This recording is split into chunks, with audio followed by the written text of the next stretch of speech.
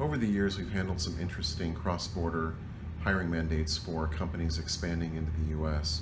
What that can look like is a company from Germany, India, perhaps Thailand, that is hiring their first person based in the United States.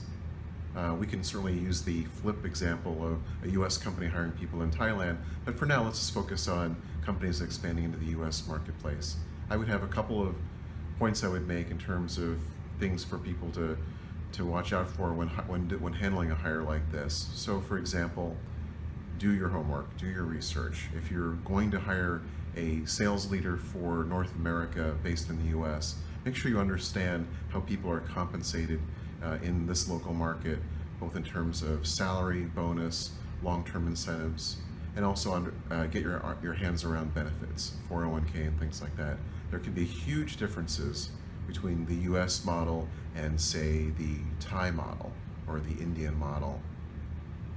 I've seen a lot of deals crater at this point when companies have rushed into a hiring process without doing all of their research, only to at the end of the process not be able to pull a deal together.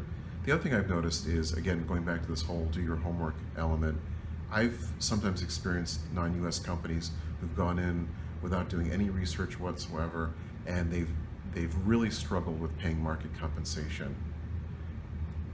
I have had a couple of experiences where the hiring manager is literally needing to hire in individuals at a salary higher than their own. Well, I'm sorry folks, but that happens.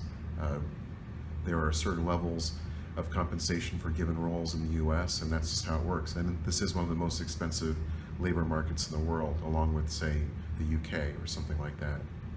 So I would tell people to do their homework, understand what you're getting into, use also consultants to support this. Again, you may need to set up a 401k or benefits, assuming you're going to hire somebody as a permanent employee.